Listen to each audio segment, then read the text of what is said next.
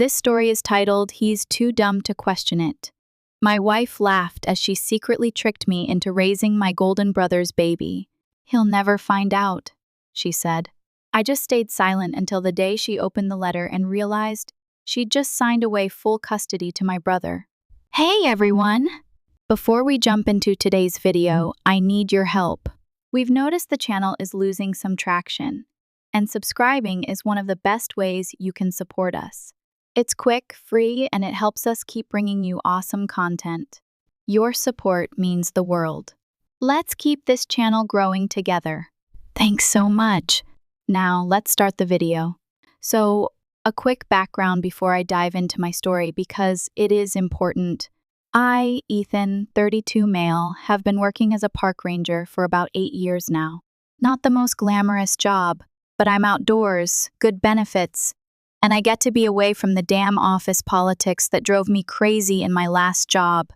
I hunt, fish, know how to track animals, and can survive in the wilderness with just a knife if I had to. My dad taught me all that before he passed away when I was 19 heart attack, while out on our annual hunting trip. I was the one who had to drag his body 2 miles back to our truck. That kind of changes you, makes you grow up fast. After Dad died, I stepped up to help Mom with bills while finishing my degree in environmental science. Worked nights at this dive bar near campus. Took extra shifts on weekends, did whatever I had to do. Meanwhile, my younger brother, Liam, got to keep enjoying his college experience without worrying about a damn thing. That's been the story of our lives, me doing the hard work, Liam getting the rewards. I started as a seasonal ranger right after graduation, worked my ass off through 4 brutal winters before landing a permanent position. The pay wasn't great at first, but the work suited me. I've always been more comfortable in the woods than in the city. There's an honesty to nature that you don't find in people. Animals don't lie to you. They don't pretend to be something they're not. I met Claire at a friend's BBQ 5 years ago. She was this stunning redhead with green eyes that could stop traffic. Smart as hell too, worked as a pharmaceutical sales rep, making twice what I made. But she never made me feel less because of it, at least not at first. We hit it off right away. Both of us had grown up hunting and fishing. Both loved the outdoors. She wasn't some prissy girl afraid to get her hands dirty. On our 3rd date, I took her camping and she outfished me 3-1. I was impressed as hell, maybe even a little intimidated. We got married 2 years later. Nothing fancy, just a small ceremony at this lakeside cabin I'd rented. Her parents weren't thrilled. They wanted some big church wedding with all the trimmings, but Claire stood her ground, said she wanted something that represented us. I respected that about her. She seemed so genuine, so real. We bought this decent 3-bedroom house on the edge of town. Nothing fancy, but it's got a huge yard where I built a fire pit and a workshop where I make furniture on my days off. I'm not a master craftsman or anything, but I can build a solid oak table that'll last a lifetime. Made most of our furniture myself. Claire used to brag about it to her friends, how handy I was, how I could fix anything, build anything.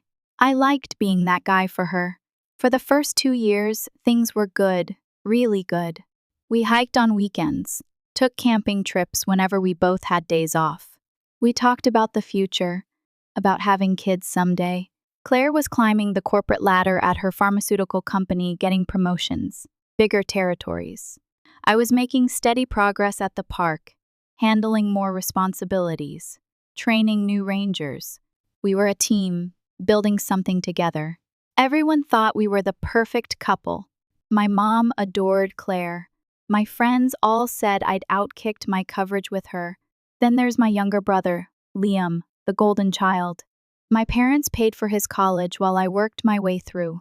He dropped out after 3 years anyway, but still got the brand new car for his 20th honest birthday. He's been finding himself for the past decade crashing on couches, borrowing money he never pays back, and somehow still being the favorite at every family gathering. Liam's just sensitive, my mom would say.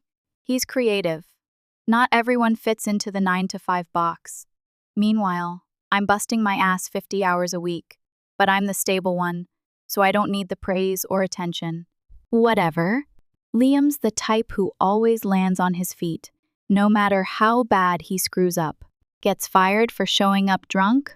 Someone offers him another job. Crashes his car driving reckless? Mom buys him another one. Claire and I agreed to wait on kids. She was climbing the ladder at work, and I was hoping to make park supervisor in the next couple years. It was all planned out. We'd start trying. When she hit 32, I'd be 34 by then. Financially stable, maybe with a bigger house. We talked about it all the time, how many kids we wanted, 2, maybe 3, what schools they'd go to, whether we'd raise them with religion. No, for both of us. It was all figured out, at least. I thought it was. Then things started to change, slowly at first, so gradually I barely noticed. Claire started working later, traveling more for her job. We were having sex less often, maybe once every couple weeks, instead of the 3 to 4 times a week we used to. When I tried to initiate, she'd say she was too tired, had a headache, had an early meeting. I told myself it was just the natural evolution of a relationship, the honeymoon phase wearing off. But now, looking back, I can see all the signs I missed. The sudden password on her phone, the way she'd step outside to take calls, how she'd get all dressed up for work dinners but come home smelling like cologne that wasn't mine. I was blind because I wanted to be, because the alternative was too painful to consider. It was a normal Tuesday when Claire came home with this weird energy about her. I was grilling steaks out, back nice ribeyes I'd been saving for a special occasion. No special occasion that night, but things had been tense between us lately, and I thought a good dinner might help. She waited until we were eating, then just blurted it out. "Ethan, I'm pregnant." I froze with my fork halfway to my mouth. "Wait! What? How?" "You're on the pill. I know, it must have failed." "Isn't it amazing?" she said, watching me so intently. Like she was studying my reaction, not excited like you'd expect. More calculating. "Yeah, amazing," I said, trying to process. "How far along?" "About 8 weeks, according to the doctor." "I took a test last week but wanted to confirm before telling you." She reached across the table from my hand. "Aren't you happy?" I forced a smile, said all the things you're supposed to say, hugged her, told her. We'd figure it out. But my mind was racing. 8 weeks! 8 weeks ago, I was on a 4-day backcountry training exercise with the new Rangers. I'd come home exhausted, barely able to keep my eyes open, let alone have sex. We hadn't been together for at least 2 weeks before that trip, and not for another week after. But I pushed the doubts away. The pill isn't 100% effective, right? Maybe we had been together and I was just misremembering. Maybe it happened that night I had those 3 beers and fell asleep on the couch.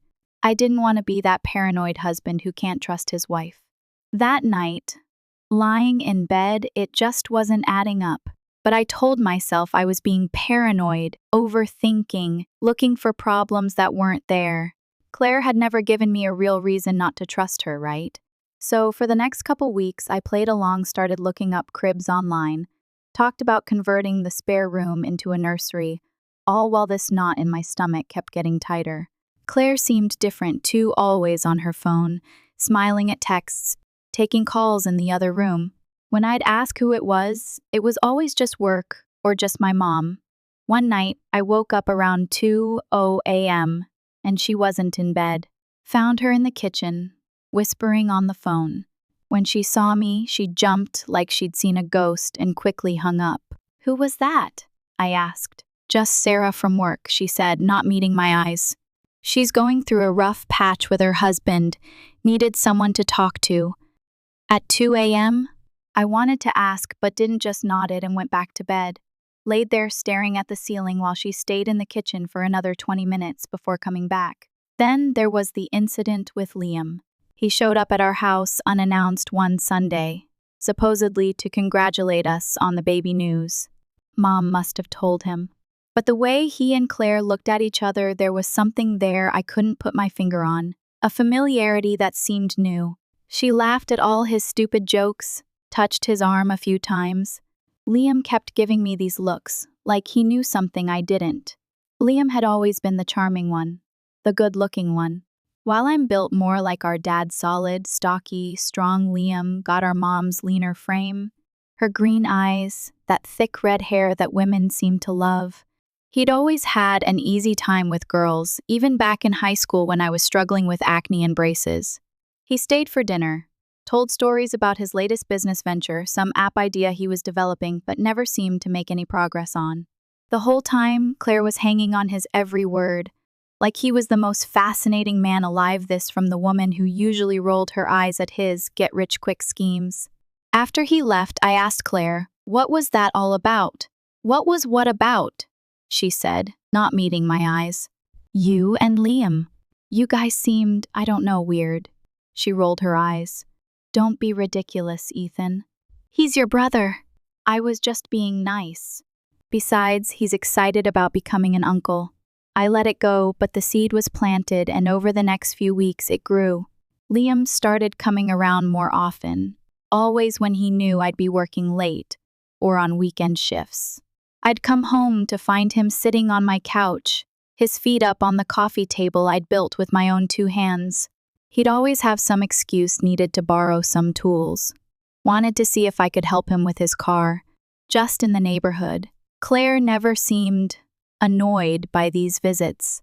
In fact, she seemed to look forward to them, started making his favorite meals when she knew he'd be stopping by, bought his favorite beer to keep in the fridge. Little things that most people wouldn't notice, but I did. Still, I kept my suspicions to myself. Didn't want to be that insecure guy accusing his pregnant wife of what, exactly? Being friendly with my brother? It sounded crazy, even in my head. So I stayed quiet, watched, and waited. A few days later, I was getting ready to head out for my shift when I realized I'd forgotten my lunch in the fridge.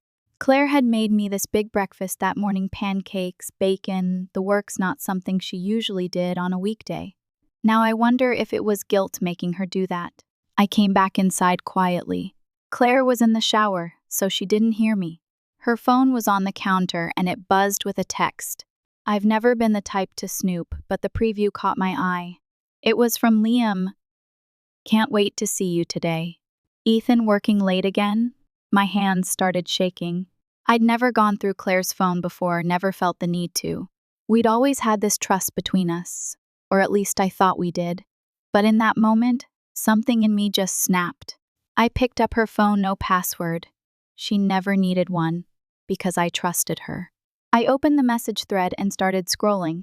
He seriously has no idea the baby isn't his. What an idiot. My own brother raising my kid. He's too busy being Mr. Park Ranger to notice what's happening right under his nose. Last night was amazing. Can't stop thinking about you. We need to be careful if he ever found out. There were pictures, explicit ones, dates that lined up perfectly with when the baby must have been conceived. They'd been sleeping together for months. My brother, my golden boy brother, and my wife. I scrolled back further, saw the first messages from 6 months ago, right around the time. Claire started working late more often, right around the time our sex life took a nosedive. All those business trips she took, half of them were fake. She was with Liam. There was a message from the day she told me she was pregnant. He bought it completely. You should have seen his face. Totally clueless.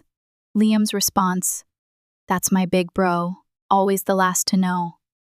I felt like I was going to throw up. My hands were shaking so bad I almost dropped the phone. 8 years of marriage, all those plans we'd made, the life we'd built together, all a lie. And my own brother. The betrayal was so complete, so absolute, I couldn't even process it. I took screenshots, sent them to my phone, then put hers back exactly where it was. I could hear the shower still running. Part of me wanted to confront her right then and there, catch her wet and naked and vulnerable, make her face what she'd done. But some cold, rational part of my brain took over. If I confronted her now, she'd just deny it, delete the evidence, make me look like the crazy one. No, if they wanted to play games, I could play too.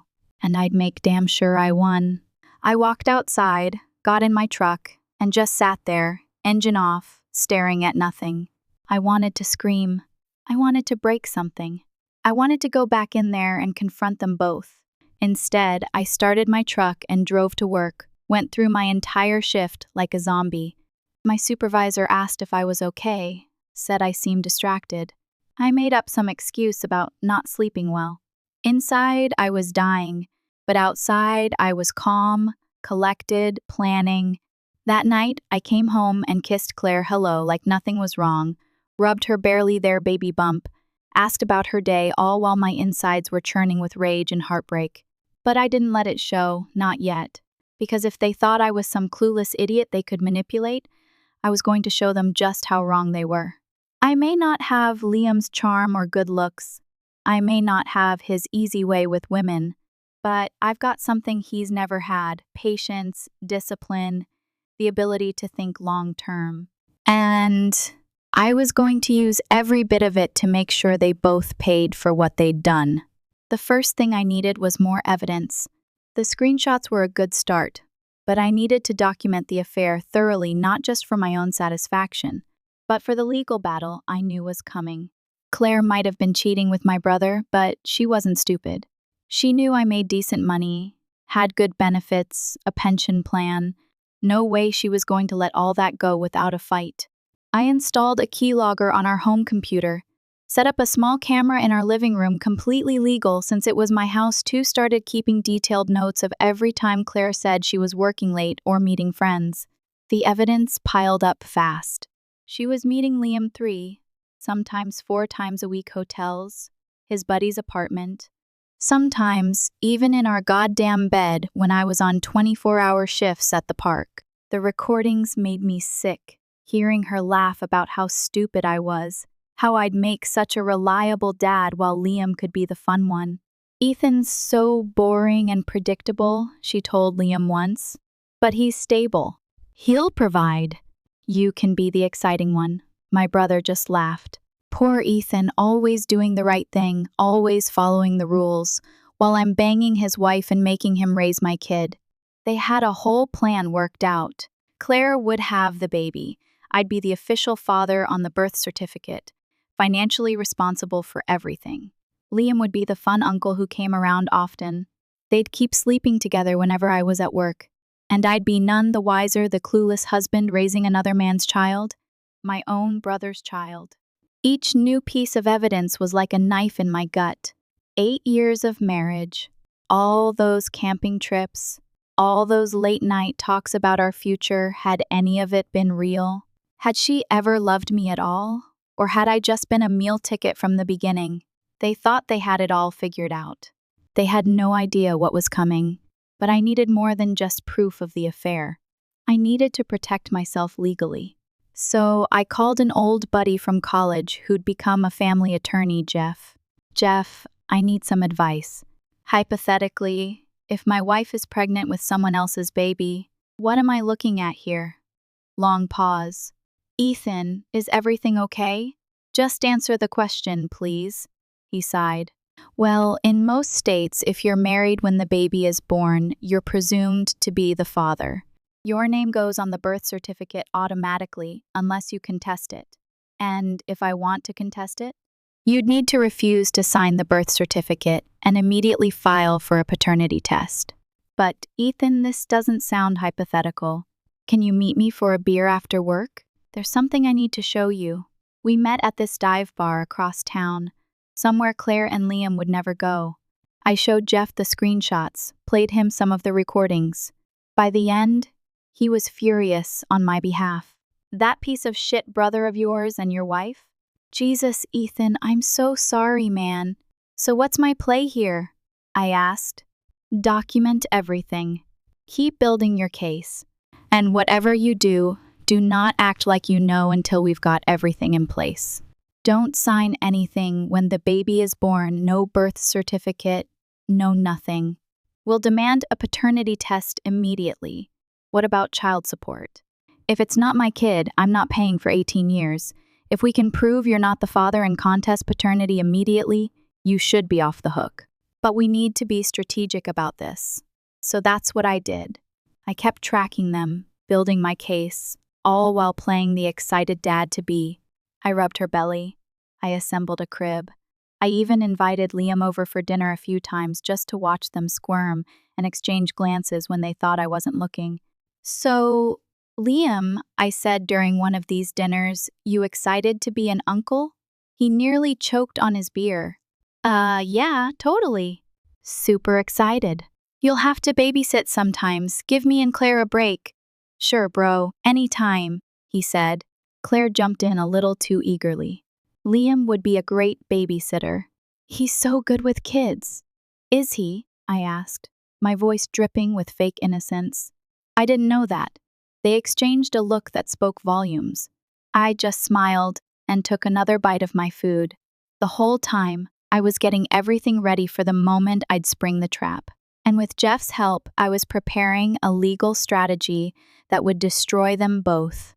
I needed something foolproof, something that would not only get me out of this mess, but would make sure they both paid for what they'd done to me. The first part was easy. I needed to make sure I wasn't on the hook for child support for 18 years. Jeff walked me through what I'd need: proof I wasn't the father, DNA test, evidence that Claire knew I wasn't the father, the texts and recordings, legal paperwork removing me from parental obligations. But I wanted more than just to be free of responsibility. I wanted them both to suffer like they'd made me suffer. So I came up with a plan. One night, I sat Claire down at the kitchen table. "Honey, I've been thinking about the baby and our future," I said, trying to sound as sincere as possible. "With my job being sometimes dangerous, I want to make sure you and the baby are protected if anything happens to me." She looked surprised. "What do you mean?" "I've drawn up some papers, life insurance stuff, health directives, a trust for the baby's education. Just want to make sure everyone's taken care of." She barely glanced at the stack of official-looking documents I'd prepared with Jeff. Hidden in the middle was a legal agreement stating that, in the event of a paternity dispute, she waived all rights to child support or financial assistance from me, and full financial responsibility would fall to the biological father. She signed every page without reading a single one, too busy texting someone under the table. Probably Liam. The next part of my plan involved the hospital. I called the maternity ward where she was registered to deliver. "Hi, my wife's due in a few months. I just wanted to make sure you do the standard paternity test as part of the newborn screening. It's for our insurance." "That's not standard, sir, but we can certainly add it to her file if you'd like." "Yes, please. And can you make sure the results are sent directly to my email?" "It's for the insurance claim." The final piece was making sure Liam couldn't wiggle out of responsibility. This was trickier, but Jeff found a legal loophole. If Liam didn't formally contest paternity within 30 days of being notified, he would automatically be considered the legal father, regardless of whether he wanted to be or not. While all this was happening, I kept up appearances. I went to Claire's prenatal appointments, helped her set up the nursery, even went to one of those childbirth classes where they teach you breathing exercises and whatnot, all the while dying inside.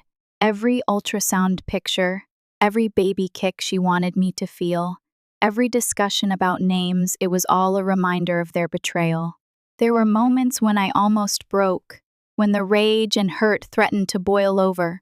Like when Liam showed up to the baby shower Claire's friends threw for us, bringing some expensive baby gift and acting like the proud uncle-to-be. He gave this speech about how happy he was for us, how lucky the baby was to have me as a father, all with this shit-eating grin on his face. I had to step outside, grip the porch railing until my knuckles turned white, just to keep from punching him in the face. Or the night Claire came to bed wearing this lingerie I'd never seen before, trying to initiate sex for the first time in months. "The doctor said it's still safe," she whispered, running her hands over me. All I could think about was whether she'd worn that same lingerie for Liam, whether she'd said those same words to him.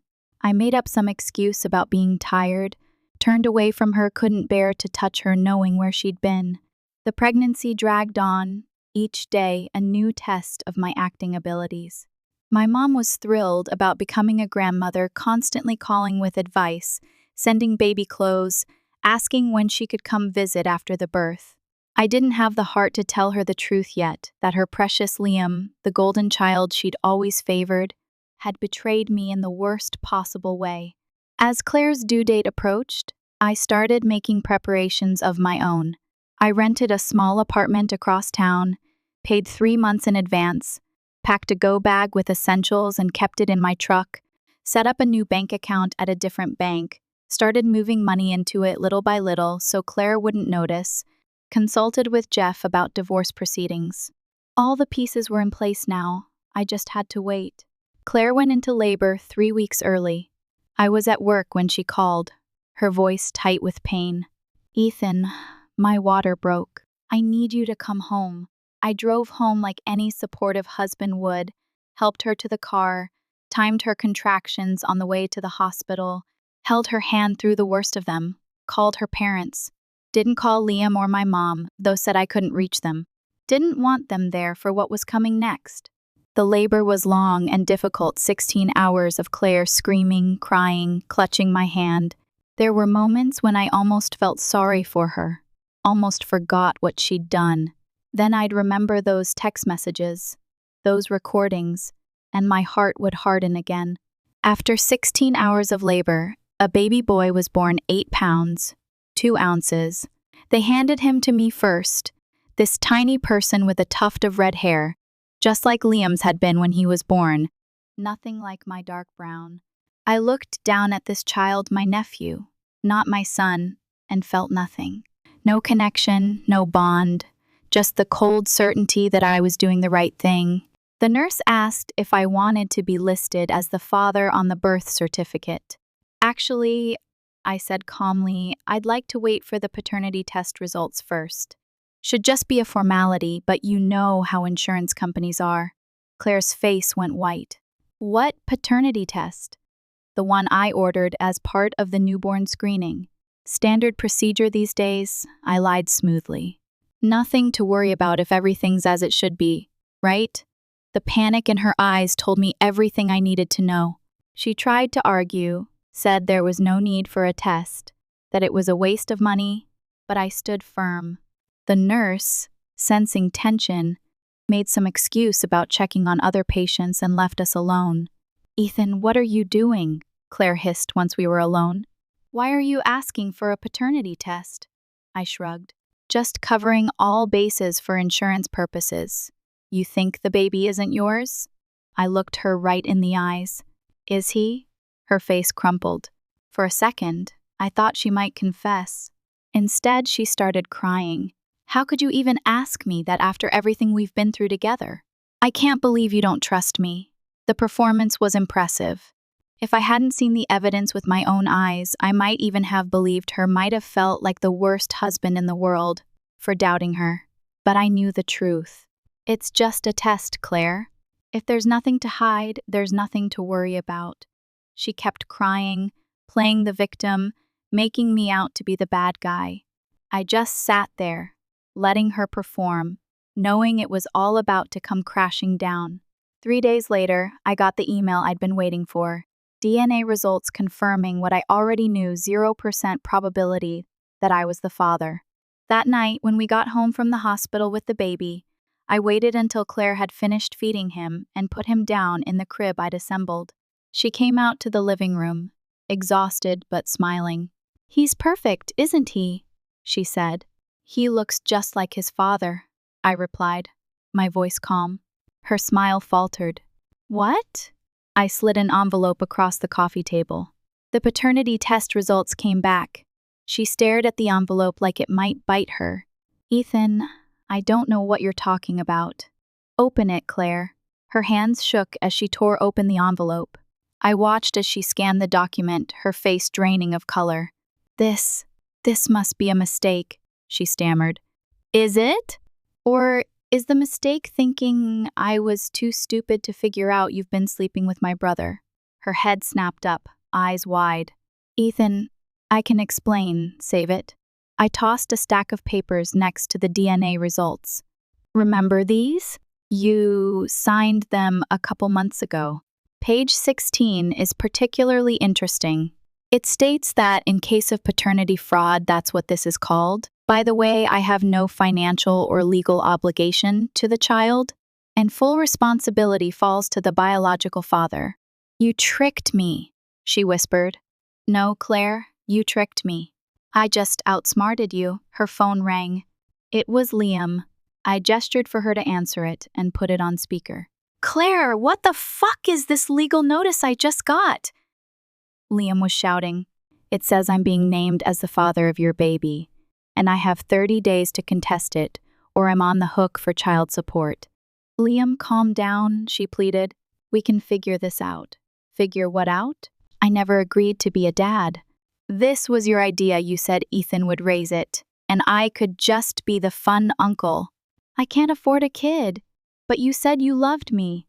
You said once the baby was born, we could. I said a lot of things to get you in bed, Claire. Jesus Christ, I'm not paying for a kid for 18 years. My brother can deal with it. I took the phone. Actually, bro, I won't be dealing with it. DNA test proves it's not mine, and Claire signed papers saying the biological father that's you gets full financial responsibility. Silence then, Ethan. You knew? I know everything, the texts, the hotel rooms, the things you said about me. It's all documented, and now you get to deal with the consequences. Congrats, you're a dad, you fucker. You can't do this to me. I'll contest it. I'll say the test is wrong. Go ahead. I've got recordings of you bragging about knocking up my wife, talking about how I'd raise your kid while you got all the fun. You really want a judge to hear that? More silence then. This is bullshit. I'm not paying for anything. Then you'll go to jail for failure to pay child support. Your choice. I hung up and looked at Claire, who was now sobbing on the couch. Ethan, please, she begged. We can work this out. I made a mistake. The baby needs a father. He has one. His name is Liam. I stood up and walked to the door, grabbing my pre-packed duffel bag on the way. I've already filed for divorce. My lawyer will be in touch. Ethan, wait. You can't leave us. I stopped at the door and looked back at her. Watch me. The next few months were a storm of epic proportions. Claire tried everything to get me back, crying, begging, threatening, sending my mom to guilt trip me, even showing up at my work. None of it worked. The divorce papers were already filed, and I'd moved into that apartment I'd rented across town. My mom was devastated when I finally told her everything, showed her the evidence. She didn't want to believe it at first, made excuses for Liam like she always did. He's going through a rough time, she said. He makes mistakes, but he's not a bad person. Mom, I said, he slept with my wife, got her pregnant, planned to trick me into raising his child. If that's not a bad person, what is? She didn't have an answer for that. Claire took me to court. Of course, tried to argue that since we were married when the baby was born, I was legally responsible regardless of biology. She had this hotshot lawyer her parents paid for all smooth talk and expensive suit. The judge took one look at the evidence, the DNA test, the recordings of her admitting the paternity fraud, the signed documents, and the text messages, and threw her case out within 20 minutes. Miss S. Harrison, the judge said, looking disgusted, the court finds your attempt to defraud your husband morally reprehensible. The biological father, Liam Harrison, is hereby ordered to pay child support for the next 18 years. Liam went ballistic in the courtroom. This is bullshit. I never agreed to this. I can't afford that. The judge was unmoved. Perhaps you should have considered the financial implications before engaging in an affair with your brother's wife. If you fail to make payments, you will face garnishment of wages and possible jail time. The look on Liam's face was priceless, but the best part was yet to come. Claire's pharmaceutical company found out about the scandal. Turns out one of the VPs goes to the same church as my buddy Jeff. They fired her for moral turpitude or some clause in her contract. She lost her company car, her health insurance, everything. Liam tried to skip town to avoid child support, but got pulled over for a broken taillight 2 counties over. Had a warrant out already for missing his first payment, spent 30 days in county lockup. Meanwhile, I was rebuilding my life. The divorce was finalized quickly, given the circumstances. I sold the house. Claire couldn't afford to buy me out, not with no job and a newborn. I used my half of the equity to put a down payment on a small cabin near the national forest where I work. My mom was torn. Her precious golden boy had shown his true colors, but she still tried to defend him at first. He made a mistake, Ethan. We all make mistakes. Sleeping with my wife wasn't a mistake, Mom.